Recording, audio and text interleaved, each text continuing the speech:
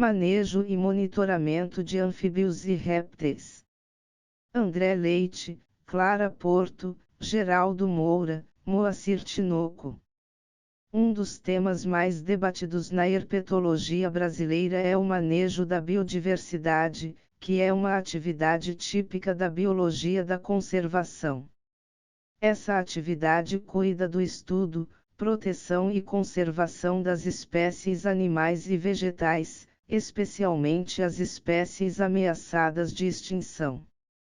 O manejo das espécies é algo tão complexo quanto a conservação em si. Atualmente, há diversos métodos, técnicas e procedimentos utilizados em todo o mundo, mas pouco consenso quanto à eficiência e viabilidade deles. Essa problemática deve-se, principalmente, à grande variedade de formas, tamanhos, hábitos e comportamentos dentro desse grupo animal. De fato, pode-se afirmar que não existe e nem poderá existir um método perfeito para o manejo de toda a herpetofauna, mas, sim, métodos mais adequados para determinados grupos e habitats específicos. A escolha desses métodos também depende do objetivo de estudo, e apenas um deles será passível de uso. Além disso, muitos podem ser usados de maneira complementar, favorecendo, assim, melhores resultados. A conservação e, principalmente, o monitoramento e o manejo da herpetofauna no Brasil é ainda um terreno não consolidado, portanto, há muito trabalho a ser feito e muito para ser definido, especialmente no que se refere a uma análise crítica dos métodos de amostragem. Você sabe a diferença entre manejo e contenção? Muitas vezes, o termo manejo é confundido com contenção, mas são termos e práticas muito diferentes. Manejar é fazer a gestão da biodiversidade, o que permite estabelecer áreas prioritárias, estratégias, para a conservação.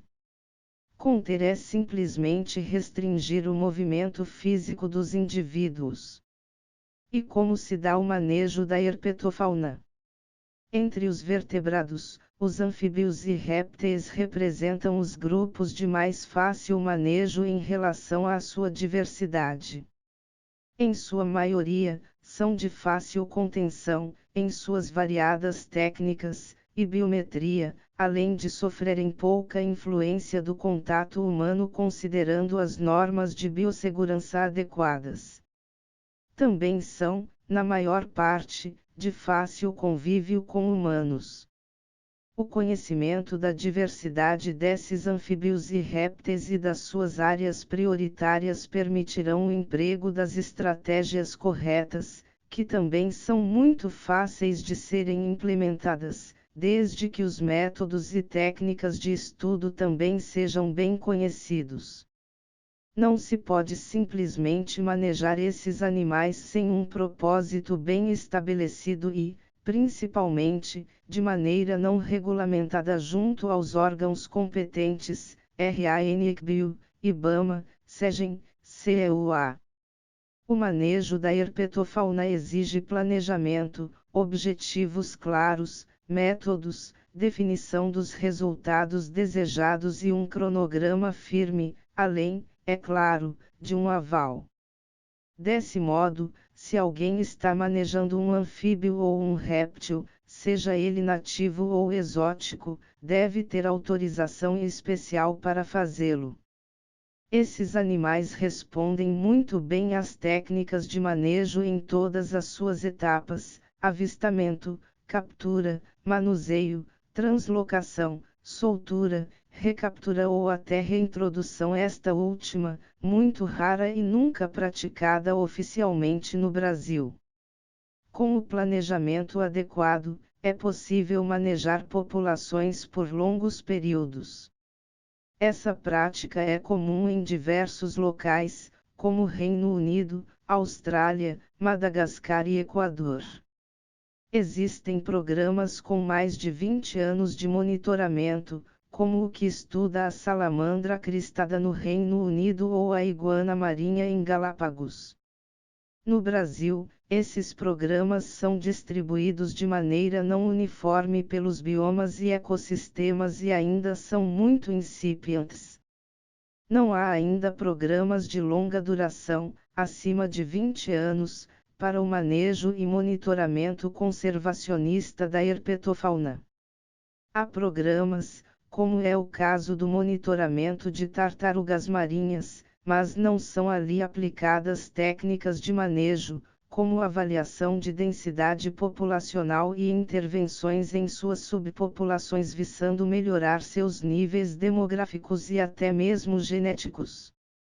Em ambientes de restinga, o projeto Herpetofauna do Litoral Norte da Bahia, iniciado em 2007 em 10 localidades da região, é o programa de monitoramento de longa duração em tempo contínuo mais extenso de que se tem notícia para a região.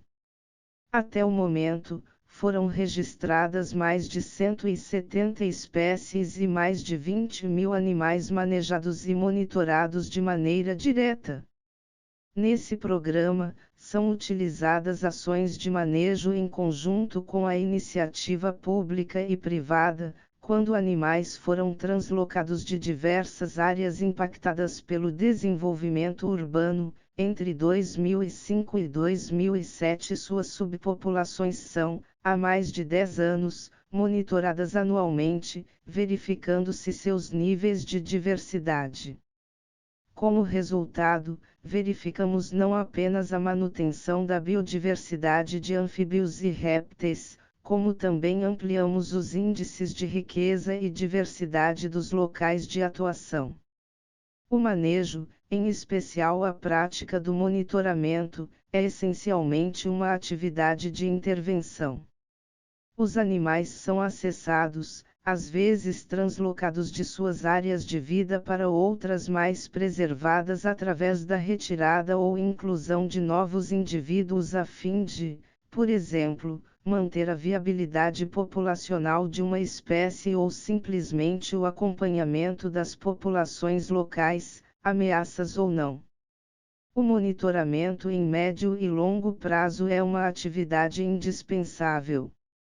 Quando intervenções antrópicas são inseridas em um contexto natural, regiões consideradas hotspots para a biodiversidade devem ser monitoradas e ter sua biodiversidade manejada, de acordo com a sua necessidade. Medidas simples e funcionais, ou seja, estratégias podem representar a conservação de uma comunidade biológica, por exemplo, a escolha de um tipo de cerca com passagens de fauna, implantada, por este programa e seus parceiros, em diversos projetos de desenvolvimento em Salvador, como Praia do Forte e Embaçaí. Dessa maneira, evitamos o isolamento das populações, permitindo o fluxo gênico entre elas e deixando-as menos susceptíveis aos eventos de origem antropogênica e, consequentemente, à extinção. Métodos e técnicas para o estudo da herpetofauna. Métodos e técnicas são a base de um plano de manejo.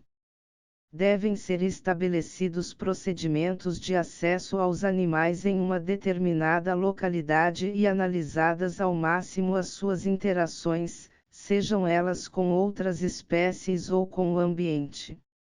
Existem diversos métodos e técnicas para o manejo de anfíbios e répteis. O mais importante é que sejam escolhidos os métodos mais adequados e que haja uma padronização temporal, a fim de permitir uma comparação dos resultados ao longo dos anos. É essa medida que promoverá um manejo e monitoramento de longa duração eficientes e extrapoláveis para tomadas de decisões que visem a conservação das espécies e dos ecossistemas estudados. É possível que não exista um único método ou técnica mais eficiente. Muito pelo contrário. Eles precisam ser complementares para o alcance de todas as espécies passíveis de amostragem. Procura visual. A procura visual consiste na investigação em ambientes propícios à presença de anfíbios e répteis, podendo ocorrer sem modificar o ambiente ou revisando-o e manipulando-o minuciosamente, priorizando os possíveis microhabitat para o grupo e as espécies procuradas, como serrapilheiras, tracos suspensos ou caídos, bromélias, brejos e até afloramentos rochosos. Esse método é comumente utilizado em estudos que investigam a variação de uso do habitat, de comportamento e padrões de atividade. É o mais apropriado quando queremos aplicar modelos matemáticos complexos para compreender como esses animais vivem e usam seu ambiente. A procura visual deve ser padronizada, seja por tempo, distância ou número de pessoas. Como exemplo, o estudo de longa duração da herpetofauna do litoral norte da Bahia empregou a procura visual ao longo de um transecto de 500 metros, durante 2 horas, por 2 amostradores e 2 pesquisadores, que anotavam as espécies visualizadas e seus padrões de uso do espaço e do tempo. Com essa padronização, é possível quantificar o esforço amostral empregado no estudo para futuras comparações temporais e espaciais dos dados, homem-hora. Em algumas situações, é comum o encontro com indivíduos antes ou depois do intervalo de tempo previamente estabelecido pelo delineamento amostral. Assim, consideramos esse registro fora da padronização da procura visual como encontro ocasional que também pode ser uma técnica válida, embora apresente limitações para fins estatísticos e de comparação. Na procura visual, devemos interpretar os dados de maneira qualitativa ou quantitativa, levando em consideração apenas a presença da espécie. Em se tratando de herpetofauna, os procedimentos devem acontecer durante os períodos diurnos e noturnos, uma vez que o padrão de atividade do grupo apresenta grande variação. O método apresenta diversas vantagens, como baixo custo, pouco tempo para execução e resultados mais fidedignos em relação aos padrões de atividade dos animais. Por outro lado, pode ser inviável em algumas regiões, devido à dificuldade em identificar corretamente as espécies e a possíveis riscos à segurança dos pesquisadores, condições climáticas e horários impróprios. Outro método de amostragem da herpetofauna que geralmente está associado à procura visual é a procura de vestígios. Ela consiste na busca de evidências ou vestígios que indicam a presença de uma determinada espécie no local. Entre os vestígios comumente encontrados da herpetofauna, estão as mudas de serpentes e lagartos, carapaças de testudines, rastros, ovos, ninhos, crânios e fragmentos corporais. Bioacústica. Desenvolvida a partir dos conhecimentos da física, matemática e biologia, a bioacústica é o método de investigação da produção sonora, sua dispersão através de um ambiente e recepção pelos animais. Durante muito tempo, esse método era empregado exclusivamente para identificar, através das vocalizações emitidas, espécies em uma determinada área de estudo. Recentemente, pesquisadores vêm avaliando a influência da paisagem sonora nas vocalizações de diversos grupos de vertebrados. Esses estudos não consideram apenas a biofonia, ou seja, a vocalização dos animais, mas também se interessam pela geofonia, que são os sons da natureza, como a chuva, o trovão, as ondas do mar e o vento, e pela antropofonia, os carros, aviões, motores, indústrias, entre outros. Um dos recentes estudos do projeto Herpetofauna do litoral norte da Bahia reconheceu, por exemplo, que shows musicais perto de áreas naturais podem influenciar o canto de algumas espécies, como aconteceu com a vocalização da rã-pimenta, Leptodactylus vastus, em 2 localidades do litoral norte da Bahia. Desde que foi aplicada nos estudos da herpetofauna, a bioacústica tem demonstrado bastante eficiência, principalmente com anfíbios, que utilizam a vocalização como principal veículo de comunicação intraespecífica. Esse método também mostrou-se útil em estudos com répteis, tais como lagartos, quelônios e crocodilianos. Assim como a procura visual, a bioacústica deve ser padronizada. Em geral, os estudos realizam a amostragem em pontos de escuta em um determinado intervalo temporal, podendo este ser único ou distribuído ao longo da área de estudo. Essas amostragens devem ser realizadas, preferencialmente, com o auxílio de um gravador microfonado, que permitirá uma análise minuciosa de fatores como frequência e amplitude dos cantos gravados durante o trabalho de campo. DNA ambiental ou EDNA. Todos os organismos vivos descartam continuamente seu DNA no meio ambiente através das fezes, urina, saliva, gametas e até mesmo pequenas porções de pele. Recentemente, graças aos avanços no campo da genética e biotecnologia, alguns estudos utilizam o método de DNA ambiental, EDNA, para detectar espécies em amostras ambientais, tais como solo e água. Através do EDNA é possível encontrar material genético de diferentes organismos, o que permite a detecção de espécies em qualquer estágio da vida e de ambos os sexos. Por esse método, podemos determinar a densidade populacional, definir períodos reprodutivos, interações interespecíficas, entre outros. Na herpetofauna, a análise do DNA ambiental é mais comum nos estudos com anfíbios.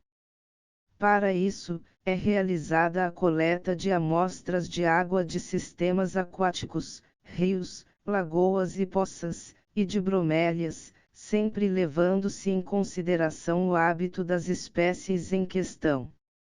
Esse método vem sendo utilizado em trabalhos de monitoramento da herpetofauna do litoral norte da Bahia, Chapada Diamantina e em Pernambuco, principalmente para estudar espécies raras, ameaçadas e invasoras. O grande benefício do EDNA no monitoramento ambiental é a detecção de diferentes espécies em uma única amostra, determinando, dessa forma, a biodiversidade presente na região. Pode parecer um método caro, mas se compararmos seu custo ao custo da logística da procura visual ou com armadilhas, verificaremos que esse pode ser um método bem mais barato. No entanto, esse método possui algumas desvantagens e limitações. O DNA degrada-se em condições naturais, é influenciado por diferentes fatores e permanece no ambiente por determinado tempo e em pequenos fragmentos, o que pode dificultar na detecção de algumas espécies.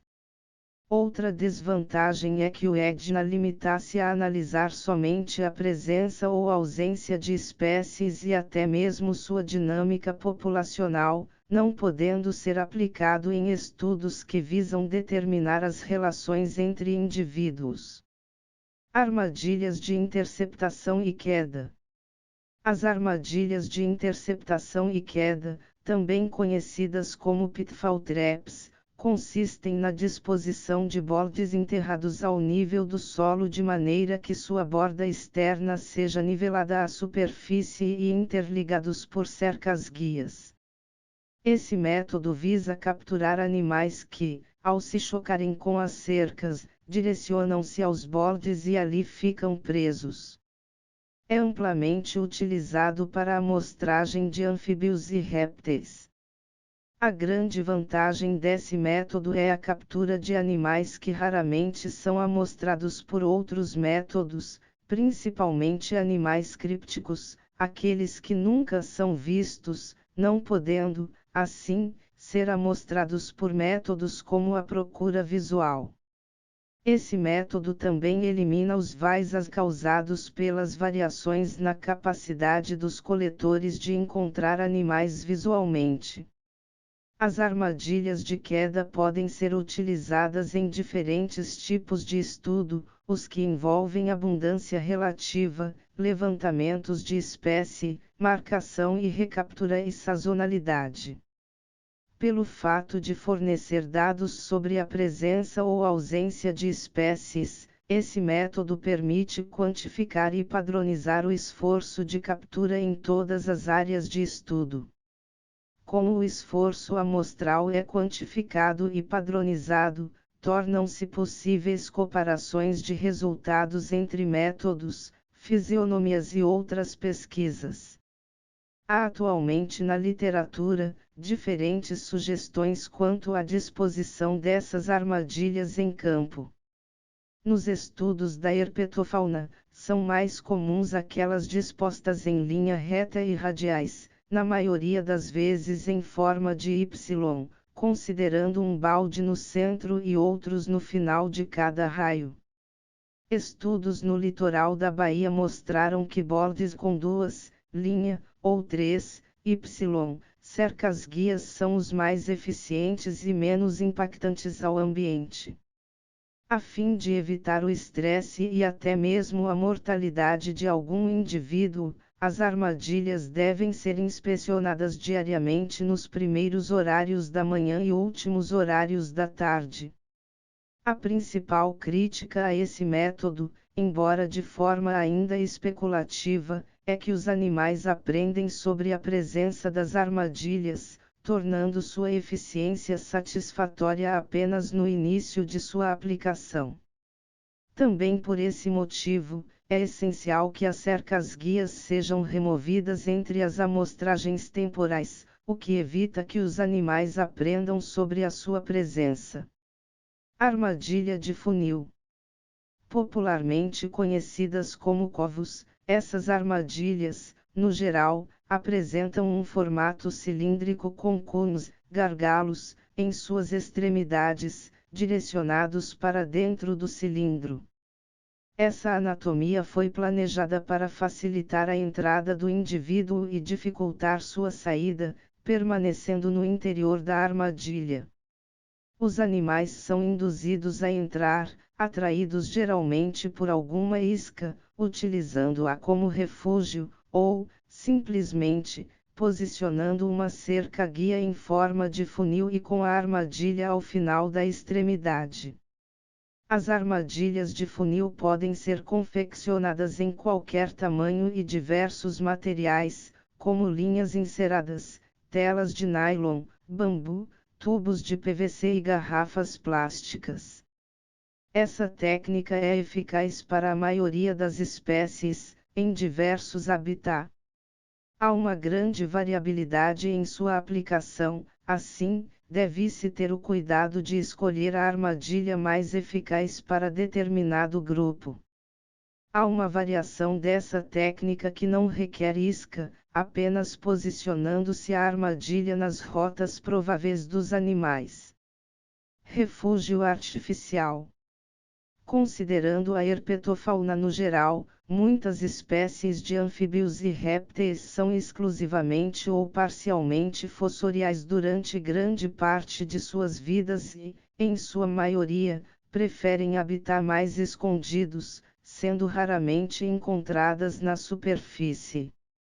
Devido a esse comportamento, essas espécies são de difícil acesso através das técnicas citadas anteriormente. Diante disso, um método alternativo utilizado pelos pesquisadores para diminuir esse viés de amostragem é a construção de refúgios artificiais na área de estudo. Tais refúgios podem ser confeccionados com materiais encontrados no próprio ambiente, como folhiços, galhos e tracos caídos. Em alguns estudos, é possível observar a utilização de materiais não orgânicos, como placas de metal, lounos emborrachadas e tubos de PVC. São armadilhas que se mostram muito eficientes com lagartos, serpentes e anurus. Nessa técnica, os espécimes são registrados quando o pesquisador move sutilmente os materiais de cobertura e refúgio e identifica todos os indivíduos escondidos. Além disso, os refúgios artificiais geralmente criam um microclima úmido ou mais aquecido, sendo frequentemente usados para obter espécies de anfíbios e répteis que preferem tais condições. Métodos e técnicas de contenção. Dada a grande variedade morfológica, de tamanho e comportamento da herpetofauna brasileira, também não existem métodos padrão de contenção ideais. Como exemplo, podemos pensar na contenção de uma perereca verde, Boana albomarginata, um lagarto preguiça, Polychrus acutirostris, ou até mesmo uma serpente, a coral falsa, Oxyhopus trigeminus. Todos são animais de comportamento extremamente dócil, cuja contenção se torna mais fácil e há pouco risco de acidente. Em compensação, espécies como o teiu, Salvator merianae, e a jiboia, Boa constrictor, embora não sejam peçonhentas e não possuam veneno, apresentam um comportamento mais agressivo, o que pode ocasionar acidentes graves. Além do aspecto comportamental da espécie, devemos levar em consideração também o risco de intoxicação, uma vez que os animais podem ser peçonhentos ou não. A rã-pimenta, Leptodactylus vastus, por exemplo, é um animal não peçonhento, extremamente dócil e de fácil contenção, porém, quando contida, excreta uma substância urticante à base de mucopolissacarídeos associados a alcaloides que pode causar desconforto para algumas pessoas quando em contato com a pele ou mucosa, o que explica seu nome popular. Dessa forma, serão comentados alguns métodos e técnicas de contenção de anfíbios e répteis de acordo com as características intrínsecas dos animais e os riscos que podem gerar para o manipulador e o animal manipulado. No que se refere à contenção de animais peçonhentos, no litoral norte da Bahia foram registradas 9 espécies de importância médica, todas serpentes, algumas jararacas, cascavéis, pico de jaca, corais e algumas cipós, Bothrops erythromelas, Bothrops leucurus, Bothrops lutzii, Crotalus duriçus, Lachesis milta, Micrurus corallinus, Micrurus ibiboboca, Philodrias olfersiae e Philodrias patagoniensis. Na ausência de uma técnica padrão perfeita para o tratamento desses animais, apresentaremos aqui algumas etapas imprescindíveis durante o processo de contenção de qualquer anfíbio ou réptil e algumas técnicas mais utilizadas para cada grupo taxonômico. O primeiro passo na contenção é a biossegurança. Todos os protocolos envolvidos nessa etapa devem ser devidamente seguidos, uma vez que anfíbios e répteis estão tão susceptíveis a contrair doenças de humanos, quanto nós deles. Micro-organismos, tais como bactérias, fungos, além de intoxicação passiva, são os principais agentes. Entre as doenças mais comuns está a salmonelose, causada por bactérias do gênero Salmonella, com sintomatologia geralmente relacionada à infecção do sistema gastrointestinal em humanos. Organismos de Salmonella spp são frequentemente encontrados na região cloacal e cutânea de praticamente todos os grupos de animais da herpetofauna.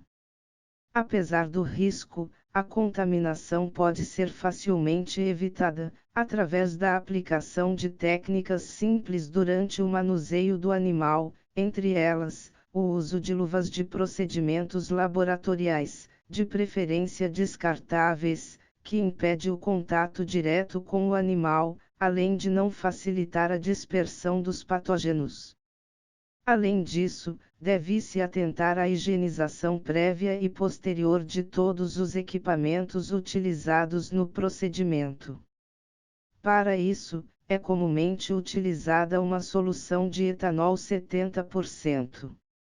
Em lugares cujas doenças de anfíbios e de répteis já foram identificadas ou se há suspeitas, os procedimentos descritos acima devem ser repetidos para cada indivíduo manuseado.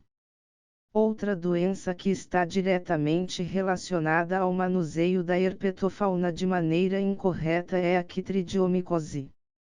Causada pelo fungo Batrachochytrium dendrobatidis, é atualmente uma das responsáveis pelo declínio populacional de anfíbios em todo o mundo.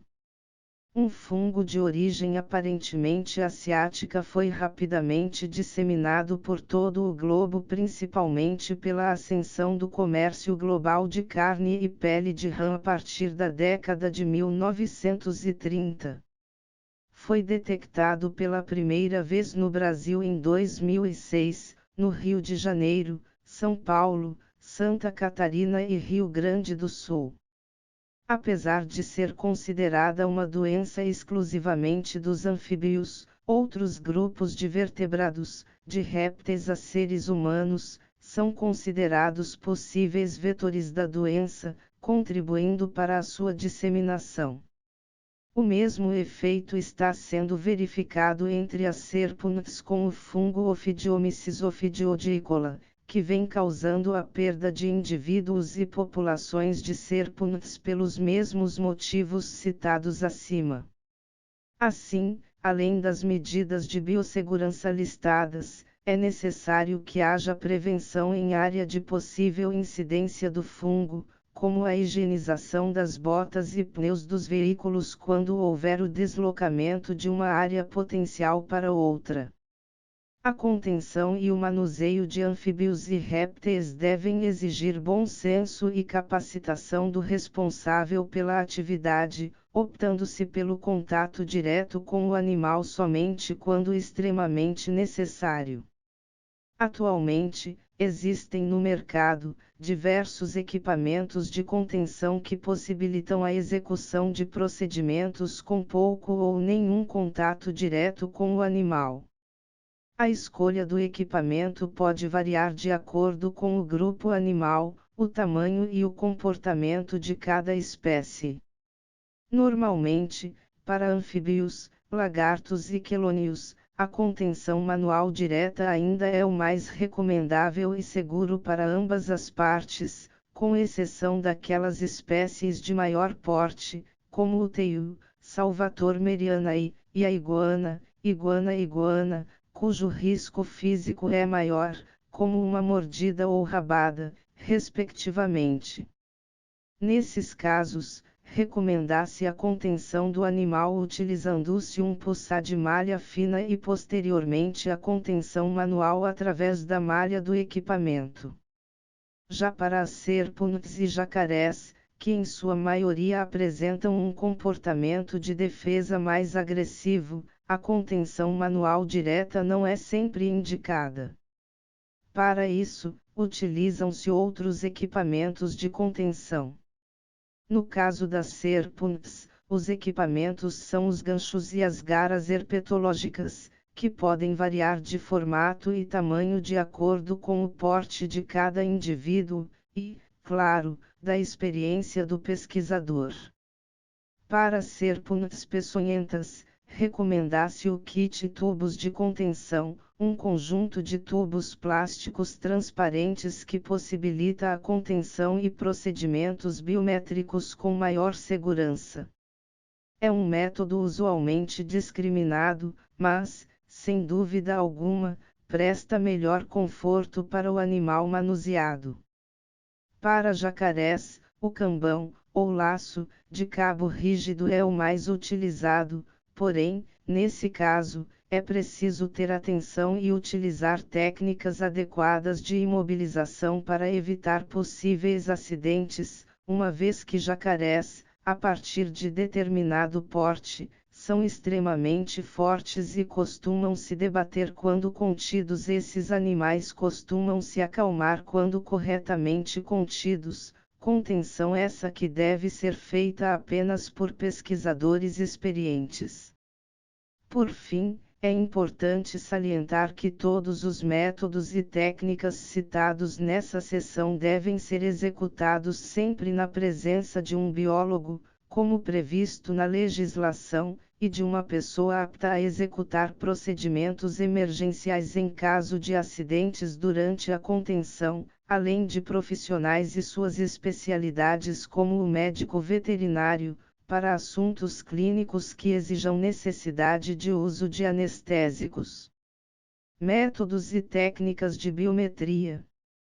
Como o próprio nome diz, biometria é a mensuração de informações biológicas. Pode ser esta a coleta de dados morfológicos ou qualquer outra informação que auxilie no estudo de uma espécie. Como já comentado, existe uma grande variação de métodos, entretanto, atualmente, há uma tendência à sua padronização, a fim de uniformizar suas aplicações para o manejo. A morfometria da herpetofauna talvez seja um dos temas mais bem desenvolvidos. A medição de anfíbios e répteis segue um padrão quase uniforme, com algumas especificidades, a depender do grupo taxonômico. No geral, as medidas padrão para todos os grupos são comprimento e largura da cabeça, comprimento rostro-cloacal, CRC, e biomassa, que é o seu peso. Algumas variáveis foram convencionalmente adicionadas para alguns grupos, como nos quelônios, nos quais mede-se também o comprimento e a largura da carapaça e do plastrão, que, juntos, compõem o escudo do animal. Em biometria, existem outros procedimentos mais específicos para os diferentes grupos, mas suas aplicações dependerão do objetivo do estudo. Principalmente com as serpentes e lagartos, por exemplo, quando se pretende identificar espécies, é feita a folidose, que consiste em contar e observar a forma das escamas dorsais, ventrais, subcaudais, cefálicas e placa cloacal. Métodos e técnicas de marcação. Os procedimentos biométricos são imprescindíveis em diversos estudos, principalmente nos que visam categorizar as fases de vida juvenil ou adulta e calcular as taxas de crescimento dos indivíduos. Porém, somente essas medidas não são suficientes. Estudos exigem que os indivíduos sejam distinguidos individualmente quando capturados, e essa diferenciação só é possível através dos métodos e técnicas de marcação. As técnicas de marcação ainda são um tema complexo e controverso, que envolve questões bioéticas, análise crítica de eficiência e custo. Durante muitos anos, utilizou-se a técnica de corte de falange terminal, pela qual os indivíduos eram distinguidos a partir do conjunto de dedos cortados nos membros superiores e inferiores, porém, essa técnica não é mais aceitável. Apesar de eficiente na diferenciação, ela causa grandes prejuízos à saúde do animal, além do número limitado de conjuntos para marcação individual. Assim, poucos estudos utilizam essa técnica, até porque ela não é capaz de ser aplicada para todos os grupos ou todas as fases da vida, por exemplo, como cortar a falange de um girino e acompanhar sua vida adulta. Pensando no bem-estar do animal e na eficiência, ao longo dos anos foram desenvolvidas inúmeras técnicas menos invasivas. Há certa concordância que a técnica de marcação idealmente desejada não pode afetar a sobrevivência ou o comportamento do indivíduo, deve gerar pouco ou nenhum estresse e dor durante a aplicação, permita a identificação individual quando desejável, permaneça por longos períodos, seja de fácil observação, adapte-se a diferentes tamanhos, seja facilmente aplicada tanto em laboratório como no campo e, por fim, seja de baixo custo. Atualmente, a técnica que mais se aproxima do ideal é o implante visível de elastômero fluorescente, VIF. Também conhecida como bioelastômero, foi inicialmente desenvolvida como uma ferramenta na pesquisa e gestão da pesca, posteriormente aplicada como técnica de marcação para outros vertebrados, como os anfíbios e répteis. Introduzida no Brasil para anfíbios e répteis pelo projeto Herpetofauna do Litoral Norte da Bahia, em 2007, teve sua eficácia reconhecida pelo Congresso Brasileiro da Área, e, desde então, tem sido amplamente utilizada, tendo, inclusive, passado a ser prevista como técnica válida junto ao órgão emissor de autorizações para estudos. O reconhecimento dos indivíduos é possível através do implante de um polímero fluorescente em diferentes localidades do corpo e, a partir da combinação de cores, este projeto desenvolveu uma combinação própria onde consegue marcar até 10.000 indivíduos por espécie e por localidade. Outras técnicas, tais como o uso de microchip e radiotransmissor, são também amplamente utilizadas em alguns estudos, principalmente aqueles diretamente relacionados à conservação. Porém, apesar de serem muito eficientes, são de alto custo e pouca abrangência quando consideramos o tempo de permanência. Recentemente, pesquisadores de diferentes países testaram outras técnicas de baixo custo não invasivas. Entre elas está a fotoidentificação, que permite o reconhecimento individual de espécies que possuem um padrão de marcas naturais variáveis entre os indivíduos. Nesse caso, são desenvolvidos aplicativos capazes de reconhecer indivíduos com precisão, sem sequer capturá-los, assim como as tecnologias de reconhecimento facial para os humanos.